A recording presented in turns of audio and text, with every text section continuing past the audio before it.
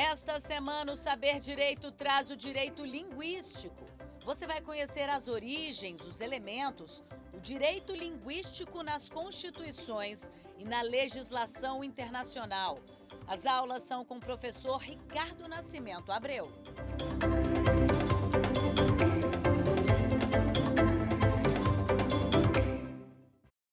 Olá, sejam todos muito bem-vindos, sejam todas muito bem-vindas a mais uma edição do programa Saber Direito.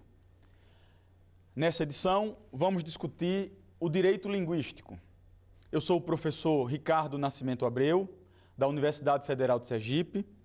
Desenvolvo as minhas atividades nessa instituição no Departamento de Letras Vernáculas e no Programa de Pós-Graduação em Letras, local onde oriento dissertações e teses acerca dessa temática. Antes de falarmos um pouco sobre a temática do direito linguístico, eu gostaria de compartilhar aqui com vocês um pouco do meu percurso formativo, porque esse meu percurso formativo explica bastante sobre o meu interesse nessa temática. Pois bem, inicialmente eu cursei uma licenciatura em Letras Português e Inglês e também um bacharelado em Direito. Depois disso, estudei um mestrado em Educação e fiz também um mestrado em Direito. E finalizei o meu percurso formativo inicial com um doutorado em Letras e Linguística na Universidade Federal da Bahia. Obviamente, a afinidade pelas duas áreas do conhecimento me fez, ao longo desse percurso formativo, buscar uma área, um campo do conhecimento, onde eu pudesse conjugar os conhecimentos adquiridos nesse caminho que eu trilhei pelos estudos linguísticos e esse caminho que eu trilhei pelos estudos jurídicos. E aí, por volta do ano de 2008, pesquisando na internet, eu me deparei com essa temática do direito linguístico. Na verdade, o primeiro livro que eu tive acesso sobre direito linguístico é esse livro aqui, que fala sobre direitos linguísticos como direitos humanos, da professora Cangas e do professor Philipson. Depois disso, vim realizando diversas pesquisas, diversos estudos, e hoje tenho a grata satisfação, a alegria de estar aqui com vocês, dividindo um pouco dessas experiências acumuladas ao longo desses últimos 10 anos. Bem, o nosso curso sobre o direito linguístico foi dividido em 5 aulas. Na primeira aula, nós buscaremos compreender um pouco das origens desse direito linguístico. Vamos recuar um pouco na história e buscar, lá na antiguidade greco-romana, os embriões, as raízes, as origens do direito linguístico. Na aula 2, apresentaremos aqui para vocês alguns elementos de uma teoria do direito linguístico.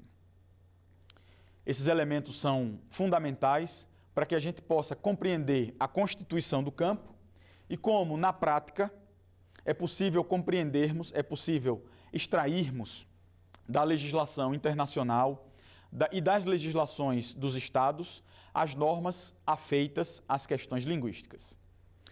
Na aula de número 3, nós começaremos a tratar desse direito linguístico no âmbito do direito internacional dos direitos humanos, que eu considero, juntamente com vários pesquisadores, como o berço do direito linguístico contemporâneo. Na nossa quarta aula, discutiremos o direito linguístico em algumas constituições. Nós separamos 9 constituições de estados nacionais, contemporâneos, e vamos analisar como o direito linguístico está disposto em cada uma dessas constituições. Nós vamos analisar 3 constituições europeias, 3 constituições africanas e 3 constituições latino-americanas. Por fim, o nosso curso terminará na aula 5, momento no qual nós discutiremos aspectos vinculados ao direito linguístico no Brasil. Eu quero, desde já, agradecer o interesse de cada um de vocês pela temática e quero convidá-los a seguir comigo nesse percurso em torno da compreensão acerca dos direitos linguísticos ou do direito linguístico. O direito linguístico, como um campo ou como uma especialidade do direito, ele se constitui a partir de um perfil transdisciplinar. O seu próprio nome já é indicativo dessa sua característica. Percebam que estudar direito linguístico imprime necessariamente ao pesquisador algum conhecimento da área do direito e algum conhecimento da área das letras, algum conhecimento do funcionamento das línguas, algum conhecimento linguístico. Mas não é só isso. Quando nós pensamos no direito linguístico, é necessário também entendermos que outras ciências perpassam por esse campo de estudos. É comum, por exemplo, nos depararmos com análises de direito linguístico que se servem da metodologia antropológica. É comum, por exemplo, estudarmos questões vinculadas a direito linguístico que emergem a partir de estudos históricos. Da mesma forma, é comum estudarmos questões atinentes ao direito linguístico que emergem de discussões sociológicas ou mesmo da teoria política. O direito linguístico, então, é sim uma área interdisciplinar, é uma área transdisciplinar e tem como principais fundamentos ou principais fenômenos geradores da sua existência a ideia de que nós somos uma comunidade plurilingüe. E o fato de sermos uma comunidade plurilingüe nos conduz necessariamente a conflitos linguísticos. Então, o direito linguístico, via de regra, poderia ser conceituado de forma superficial como uma área do conhecimento que se ocupa por solucionar os conflitos linguísticos que surgem da nossa condição de sociedade plurilingüe. Para compreendermos um pouco como se constituiu essa área do conhecimento, nós vamos convidar cada um de vocês para conosco fazer um percurso histórico panorâmico entre os principais fatos que envolviam as questões de conflitos linguísticos na Antiguidade Greco-Romana, na Idade Média, na Idade Moderna e na nossa contemporaneidade. Esse caminho, esse passeio que nós faremos para compreender os principais fenômenos que envolveram conflitos linguísticos na nossa história, terá como objetivo fazer com que nós compreendamos algumas fases do direito linguístico. Se nós formos pensar a partir de um olhar contemporâneo, é correto afirmar que o direito linguístico nasce a partir do final da Segunda Guerra Mundial e o fortalecimento do discurso dos direitos humanos com a criação da Organização das Nações Unidas. Porém, para chegarmos nesse ponto, para chegarmos nesse momento da história da criação do direito linguístico como ele é tomado contemporaneamente, é necessário que nós compreendamos um percurso histórico que se desenrolou até a metade do século XX. E é sobre esse percurso histórico que eu gostaria de convidá-los, nesse momento, a trilhar, junto comigo, a partir da Antiguidade Greco-Romana. Bem, o primeiro povo que vai se interessar de forma mais intensa sobre as questões da linguagem é o povo grego. Não é de se estranhar. Afinal de contas, é na Grécia Antiga que nós vamos ver o desenvolvimento da filosofia. Porém, para além das questões que envolviam o estudo das línguas e o seu comportamento e a sua aquisição, os gregos também desenvolveram um olhar sobre as línguas que tinha como principal objeto a manutenção da unidade identitária do povo grego. Nesse percurso histórico, é importante que nós reconheçamos a contribuição do povo grego para os estudos linguísticos. Foram os gregos que primeiro se debruçaram sobre os fenômenos da língua. Porém, esse mesmo povo grego também percebeu que nas línguas residiam questões de poder. Nas línguas residiam questões assimétricas de poder. E esse povo grego, da Antiguidade Greco-Romana, tinha a plena consciência de que a sua língua grega era um importante fator de manutenção da coesão identitária do povo grego. Vocês devem saber que naquele período a Grécia se organizava a partir de cidades-estado, cada cidade independente politicamente uma das outras. Porém, diante de ameaças externas e diante de guerras que ameaçavam uma ou outra cidade, esses povos se uniam para combater aquele inimigo. Isso fez com que os povos gregos percebessem, desde cedo, a importância da língua grega na sua unidade enquanto povo. Um registro inequívoco dessa condição foi feito pelo historiador grego Heródoto, durante o período da guerra entre a Grécia e a Pérsia. Heródoto vai falar o seguinte, que entre os laços que uniam os gregos para resistir aos povos bárbaros, estava o fato de toda a comunidade grega ter o mesmo sangue e a mesma língua. Vejam que as questões linguísticas para o povo grego ultrapassavam compreender o funcionamento das línguas. A questão linguística para o povo grego se constituía como uma matéria política, se constituía como uma matéria, por que não dizer, bélica. Afinal de contas, falar a mesma língua era fundamental para que o povo grego pudesse se manter como povo grego. Aproveitando-se da expertise do povo grego em relação aos estudos linguísticos, os romanos também fizeram um uso político da sua língua. Basta nós lembrarmos que durante o processo de expansão do Império Romano, era uma prática comum a imposição da língua latina nos territórios onde os romanos conquistavam aquele povo. Dessa forma, não é impossível pensarmos ainda hoje que aquele período foi marcado por muitos conflitos linguísticos, já que alguns desses povos não aceitavam de forma tão pacífica deixar a sua cultura linguística e assumir a cultura linguística dos romanos. Além da experiência grega e da experiência romana com relação ao pluralismo linguístico, nós vamos encontrar também um registro histórico de fundamental importância para que nós possamos compreender a noção da pluralidade linguística e como os homens daquele período se relacionavam com esse fenômeno. Trata-se da passagem bíblica registrada em Gênesis 11, conhecida também como a história da Torre de Babel. Eu vou fazer a leitura desse trecho bíblico para que nós possamos discutir como a noção de pluralidade linguística era tomada nesse período histórico. Me permitam a leitura. E era toda a terra de uma mesma língua e de uma mesma fala. E aconteceu que, partindo eles do Oriente, acharam um vale na terra de Siná e habitaram ali. E disseram uns aos outros, eia, façamos tijolos e queimemo-los bem. E foi-lhes o tijolo por pedra e o betume por cal.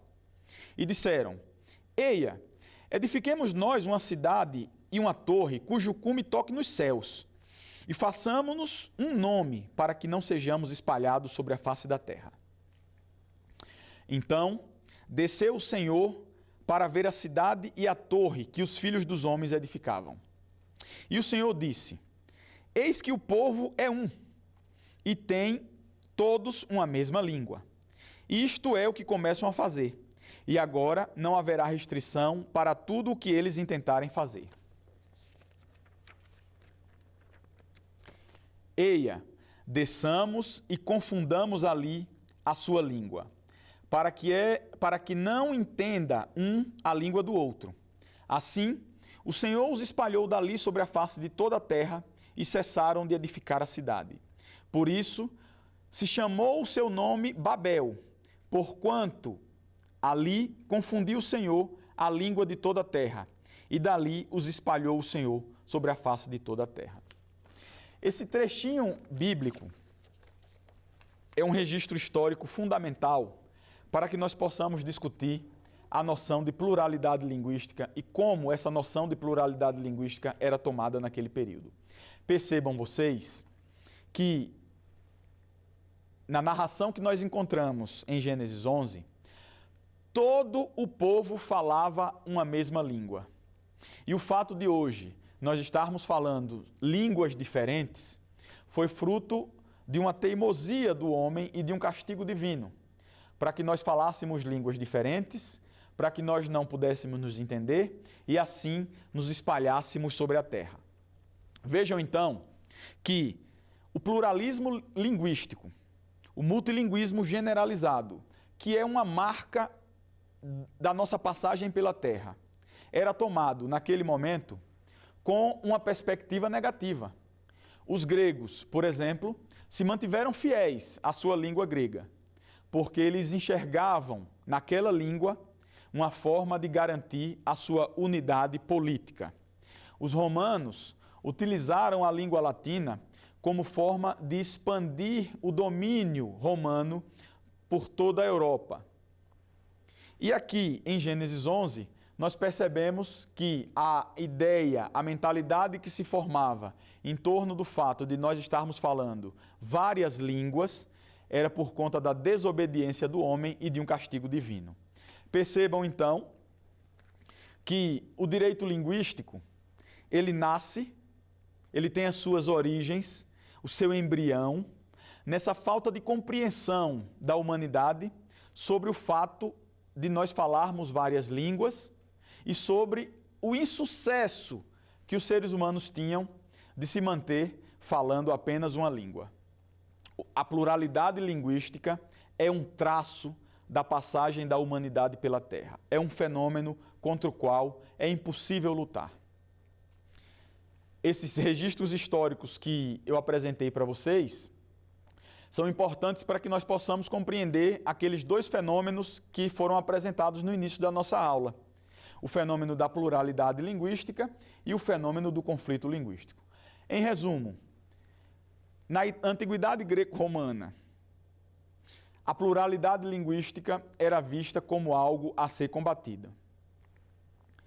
Essa pluralidade linguística, de forma clara, gerava vários conflitos linguísticos. Esses conflitos linguísticos é o que nós estamos retomando ou pensando como sendo a fonte principal, a justificativa maior de nós pensarmos o direito linguístico. Pois, desde a antiguidade greco-romana até a nossa contemporaneidade, se existe uma coisa que pouco mudou, é o fato de que nós somos uma sociedade global e plurilingüe. A queda do Império Romano do Ocidente fez marcar na história da humanidade um outro fenômeno de interesse do direito linguístico, quando tomado por uma perspectiva histórica. A saída dos exércitos romanos fez com que aquela população que antes estava sendo subjugada por Roma pudesse novamente ascender ao poder. E essa ascensão ao poder fez com que as chamadas línguas neolatinas, que foram línguas que surgiram desse contato entre o latim e as línguas ditas línguas bárbaras, se espalhassem por toda a Europa. Nós vamos ter, então, na região que nós conhecemos hoje como a região da França, o francês, na região que nós conhecemos hoje como a Espanha, o espanhol, o português, o galego, o italiano e assim sucessivamente. Na Idade Média, vão coexistir duas forças linguísticas muito interessantes. Primeiro, essa força linguística das ruas. As pessoas falavam nos seus cotidianos as línguas neolatinas. Por outro lado, nós vamos ter uma força linguística que se mantém por conta do poder da Igreja Católica nesses estados que se configuram após a queda do Império Romano do Ocidente. Esses conflitos linguísticos são interessantes porque eles nos mostram que mesmo durante o período da Idade Média, mesmo durante a retirada dos exércitos romanos e, portanto, uma maior liberdade dessas populações de falarem as suas próprias línguas, duas relações de força se estabeleceram e competiram nesse período.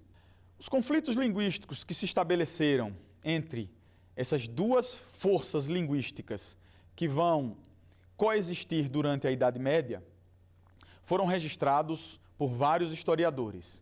Um deles, e o meu favorito, é o Carlo Ginzburg, que no livro O Queijo e os Vermes relata um pouco da experiência de um moleiro italiano que foi denunciado e julgado pelo Tribunal da Santa Inquisição. Durante o julgamento de Menóquio, que é esse moleiro, cuja história foi recuperada pelo Carlo Ginzburg, nós vamos nos deparar com um importante depoimento sobre o conflito que se estabelecia entre a língua latina e a língua das ruas, nesse caso, o italiano. Permitam-me, então, fazer a leitura de um pequeno trecho da obra O Queijo e os Vermes, o cotidiano e as ideias de um moleiro perseguido pela Inquisição, do historiador Carlo Ginzburg. Começou denunciando a opressão dos ricos contra os pobres, através do uso de uma língua incompreensível nos tribunais. Na minha opinião, falar o latim é uma traição aos pobres. Nas discussões, os homens pobres não sabem o que se está falando e são enganados. Um pequeno trechinho da obra O Queijo e os Vermes, para que a gente pudesse recuperar um pouco dos conflitos linguísticos que se estabeleceram nesse período da Idade Média.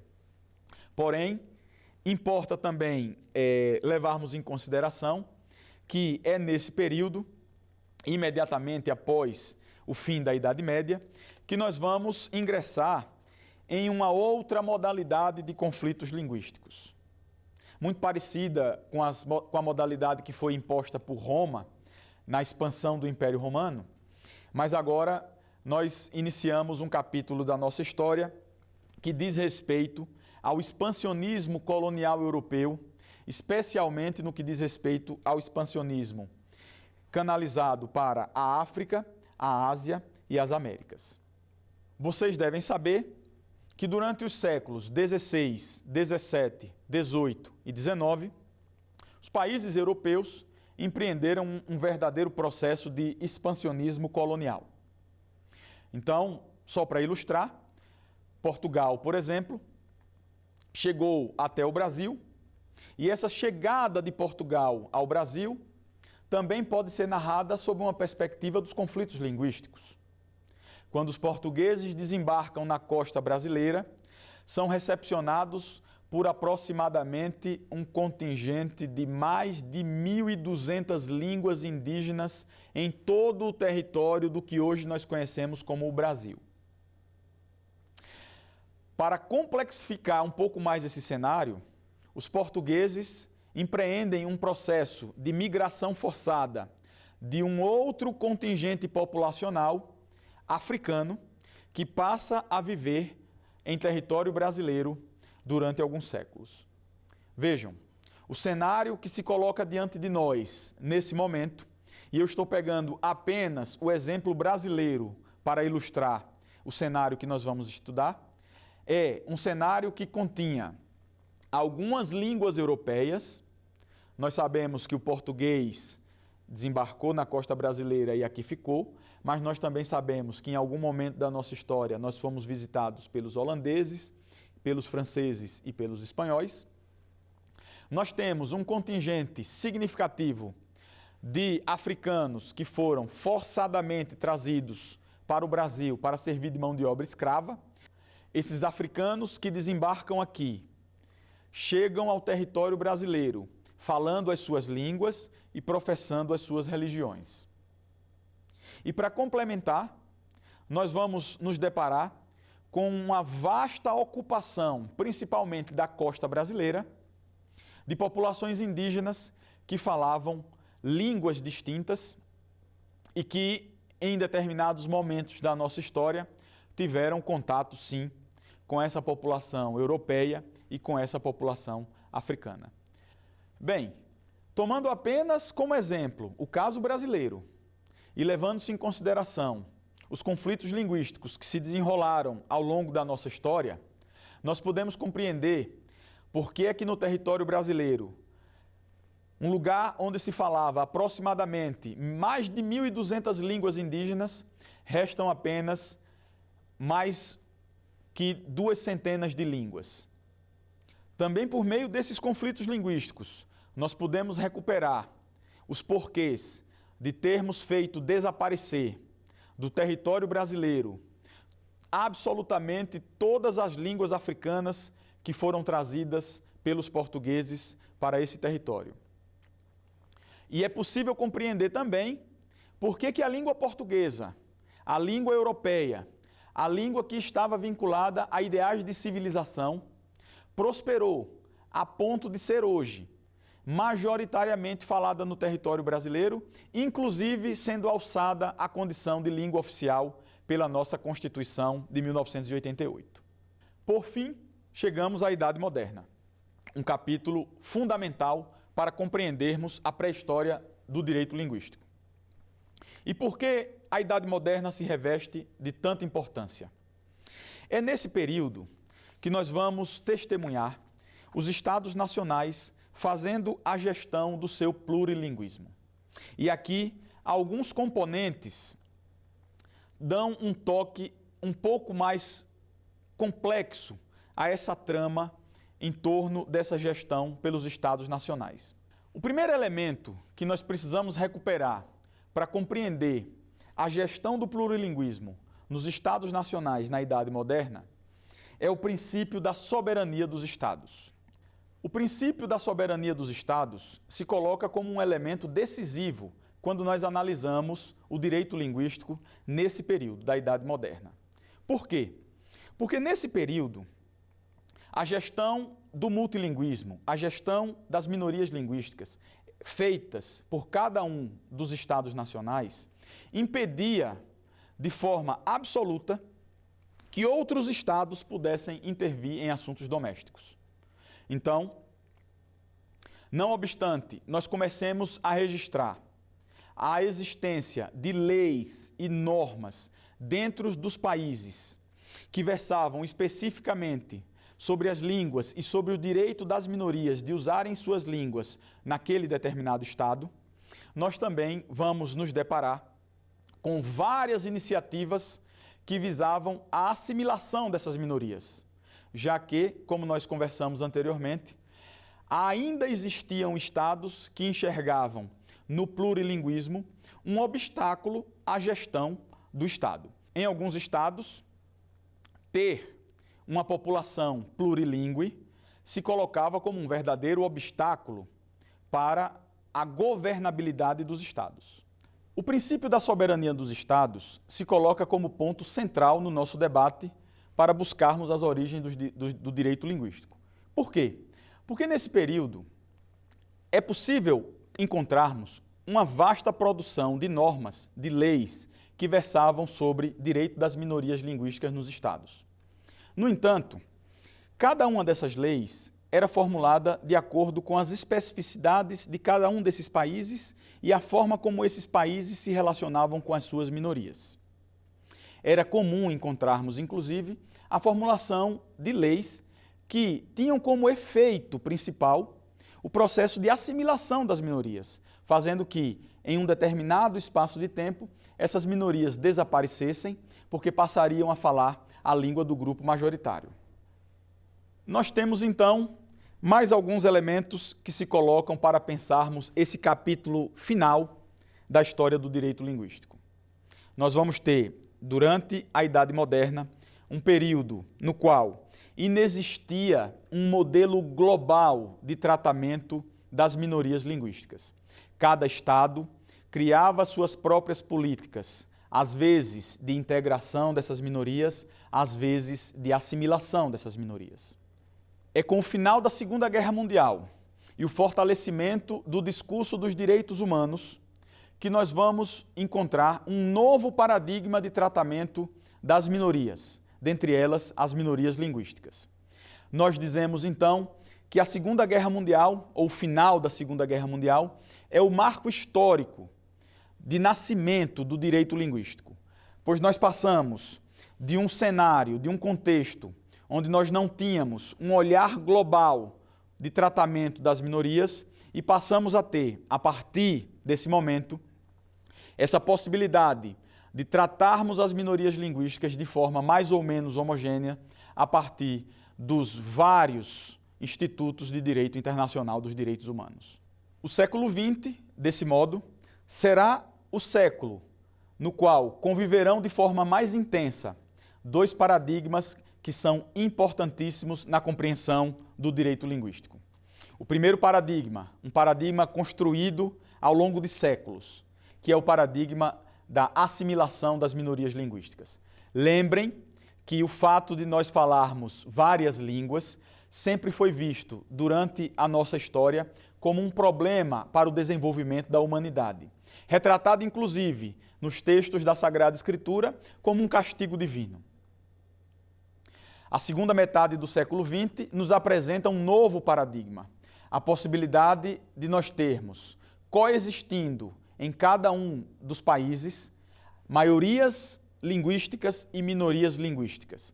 Esse paradigma, conhecido como paradigma da integração, é o grande desafio que o final da Segunda Guerra Mundial e o fortalecimento do discurso dos direitos humanos com a criação da Organização das Nações Unidas apresenta para a nossa contemporaneidade. O paradigma da assimilação dos povos, que frequentemente vem acompanhado com uma tradição inventada, nos termos de Eric Hobsbawm, uma tradição inventada em torno do monolinguismo, que faz com que alguns países optem por se enxergar como países monolíngues, quando, na verdade, possuem no seu território uma grande quantidade de comunidades que falam outras línguas. Esse talvez seja um dos grandes desafios que o século XX nos entregou quando o assunto é a gestão da pluralidade linguística.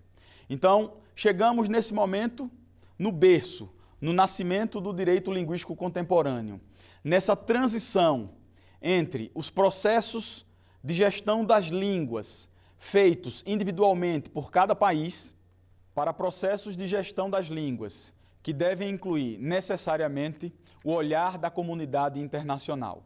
Porque hoje nós entendemos que a riqueza linguística de todo o globo terrestre pertence a cada cidadão, pertence a cada cidadã. Mesmo que nós não falemos uma determinada língua, aquela língua nos pertence difusamente, porque ela faz parte do nosso patrimônio cultural, ela faz parte do nosso patrimônio linguístico. Chegou então a hora de testarmos os nossos conhecimentos com um quiz. 3 perguntas sobre o assunto da nossa aula de hoje. A gestão da pluralidade linguística no mundo esteve, durante muitos séculos, sob a égide do paradigma. Alternativa A, da integração das minorias linguísticas. Alternativa B, da negação da existência do multilinguismo generalizado. Alternativa C, da assimilação das minorias linguísticas pelos grupos majoritários. E alternativa D, do reconhecimento e proteção das minorias linguísticas. Ora, essa pergunta ela nos remete a uma parte importante da nossa aula e diz respeito especificamente aos 2 paradigmas que nós trabalhamos na aula de hoje. O paradigma da assimilação e o paradigma da integração. Percebam que na alternativa A fala-se diretamente na ideia de integração das minorias, o que é falso. Vocês viram durante a nossa aula que esse primeiro momento, que nós chamamos de pré-história dos direitos linguísticos, foi fortemente marcado por um processo de negação do plurilinguismo. Na verdade, se buscava assimilar as minorias para que a maior quantidade de gente, a maior quantidade de pessoas pudesse falar uma única língua dentro de alguns territórios ao longo da nossa história. Então, a alternativa A, ela não consegue dar conta da resposta da nossa primeira questão. A alternativa B, ela fala da negação da existência do multilinguismo generalizado. Ora, nós estamos, obviamente, nesse percurso histórico, percebendo que existia um desconforto com o multilinguismo generalizado, mas sempre se constatou a existência desse multilinguismo. Os gregos, por exemplo, já sabiam que outros povos falavam outras línguas. Os romanos, quando invadiam novas terras, imprimiam a língua latina a outros povos que falavam outras línguas. Então, historicamente, nós sempre soubemos da existência do multilinguismo generalizado. Dessa forma, a alternativa B também não contempla a resposta da nossa pergunta. Eu vou passar direto para a alternativa D, porque a alternativa C é a alternativa correta. Então, a alternativa D diz o seguinte: a gestão da pluralidade linguística esteve sob a égide do paradigma do reconhecimento e proteção das minorias linguísticas. Muito pelo contrário. Vocês viram que nesse primeiro período do que nós chamamos de pré-história do direito linguístico, podemos até pensar em processos de reconhecimento, mas de proteção das minorias linguísticas é algo que a gente não pode afirmar com toda certeza. Certamente, em algum momento e em algum lugar, nós podemos ter políticas de proteção de minorias linguísticas, mas em outros lugares nós vimos maciçamente processos de assimilação de minorias linguísticas. Logo, a resposta do nosso quiz é a alternativa C, da assimilação das minorias linguísticas pelos grupos majoritários.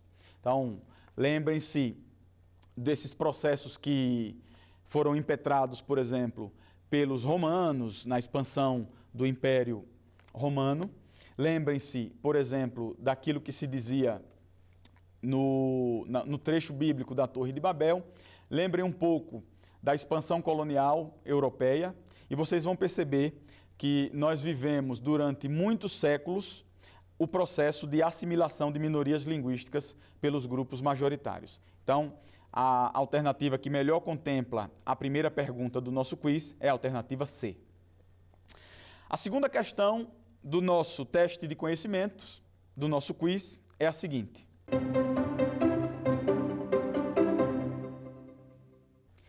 constitui-se como prova inconteste dos usos políticos das línguas na história da humanidade. Alternativa a política de fortalecimento identitário dos gregos por meio da miscigenação do povo e da língua grega.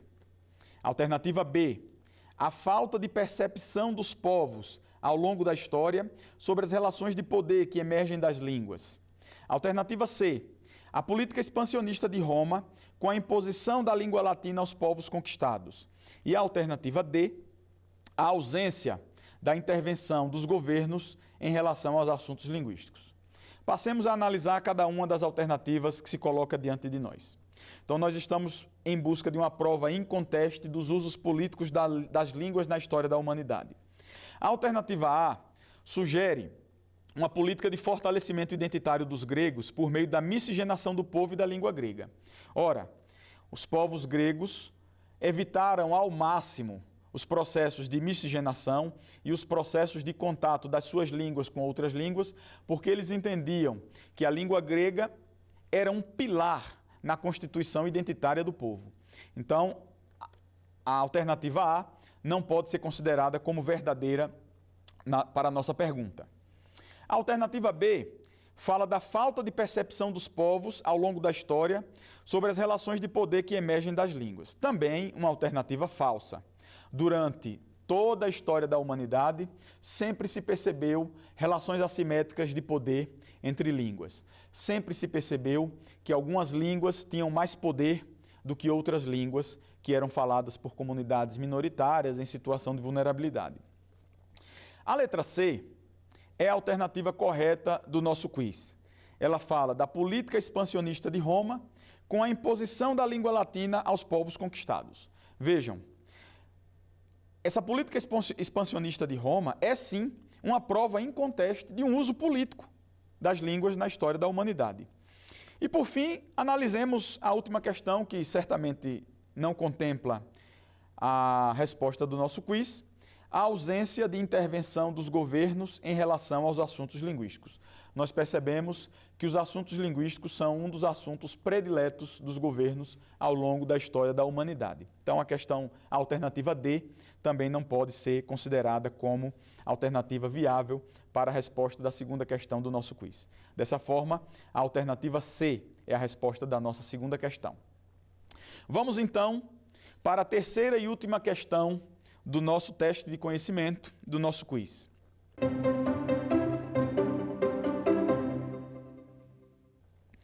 Os conflitos linguísticos podem ter suas fontes a partir de múltiplos processos. Entre eles, alternativa A, a ausência de definição dos estatutos jurídicos das línguas nos estados. Esse é um conteúdo que nós vamos ver adiante. Essa questão, ela vai exigir de vocês um pouco de intuição. Alternativa B. A ausência de políticas de integração dos povos falantes das línguas minoritárias. Alternativa C. A inobservância dos efeitos colaterais das políticas públicas para as comunidades falantes de línguas minoritárias. E a alternativa D. Todas as alternativas correspondem a potenciais fontes geradoras de conflitos linguísticos. Bem, gente, na nossa aula, nós vimos que a nossa condição de planeta plurilingüe é um prato cheio para que nós tenhamos conflitos linguísticos. Esses conflitos podem ser potencializados por vários motivos. Todos os motivos elencados aqui nas alternativas A, B e C são motivos capazes de potencializar conflitos linguísticos. Então vejam, a ausência de definição de estatuto jurídico das línguas nos estados faz com que a assimetria de poder entre as línguas fique muito mais visível. Então nós vamos ter uma língua oficial que detém toda a atenção do Estado e algumas línguas sem nenhum estatuto jurídico. Essas línguas que ficam sem estatuto jurídico são línguas extremamente vulneráveis nesse processo de conflito linguístico de assimetria de poder. Na opção B, sugere-se a ausência de políticas de integração dos povos falantes das línguas minoritárias. Ora, num cenário de ausência de políticas de integração dos povos falantes de línguas minoritárias, nós vamos ter políticas de assimilação. E então, as políticas de assimilação são verdadeiras geradoras de conflitos linguísticos. Então, nós podemos dizer que a ausência de políticas de integração são, sim, potenciais fontes de conflitos linguísticos. A alternativa C nos leva para a inobservância de efeitos colaterais das políticas públicas para as comunidades falantes das línguas minoritárias. É comum nós vermos em alguns países algumas políticas que são feitas pensando exclusivamente naquela língua majoritária, naquela língua oficial ou naquela língua que é falada pela maioria da população. Quando essas políticas linguísticas são implementadas e nós não percebemos que elas afetam colateralmente as minorias linguísticas, esses efeitos colaterais podem ser danosos, podem gerar conflitos linguísticos, inclusive podem fazer desaparecer comunidades linguísticas inteiras. Então, a resposta que melhor atende a terceira questão do nosso quiz é a resposta da letra D. Todas as alternativas correspondem a potenciais fontes geradoras de conflitos linguísticos. Respondido o nosso quiz com sucesso, tenho certeza de que vocês acertaram todas as questões propostas, chegou a hora de finalizarmos a nossa primeira aula. Eu vou aproveitar esses momentos finais para fazer uma pequena retomada de alguns aspectos que nos interessam para que nós possamos iniciar a nossa segunda aula a partir dessas retomadas. Então, o que foi que nós vimos nessa primeira aula? Nós vimos que o direito linguístico, pensado como um campo do direito, ele vai ter o seu nascimento a partir do final da Segunda Guerra Mundial e do fortalecimento do discurso dos direitos humanos com a criação da Organização das Nações Unidas, mas é possível fazer um trajeto e identificar as origens desse direito linguístico ou desenhar uma pré-história desse direito linguístico. Desse modo, a pré-história do direito linguístico, para nós, que somos herdeiros de uma tradição ocidental, ela precisa necessariamente remontar ao período da Antiguidade Greco-Romana, onde nós podemos testemunhar os usos políticos e, por que não dizer, bélicos, que os gregos fizeram da sua língua no intuito de manter a unidade e a autonomia da comunidade grega. Seguindo adiante, nós percebemos que os romanos também fizeram uso político das línguas. E vimos claramente que nesse período que nós estamos batizando de pré-história do direito linguístico, é possível entendermos que a realidade plurilingüe sempre foi uma realidade extremamente questionada pelos povos. Os povos não entendiam o fato de nós falarmos várias línguas, o fato de nós termos um fenômeno que é conhecido hoje amplamente pela ciência, mas que naquele momento era um fenômeno que intrigava as comunidades. Tanto é que nós podemos resgatar o registro de Gênesis 11, nos textos sagrados, que fala sobre a história da Torre de Babel.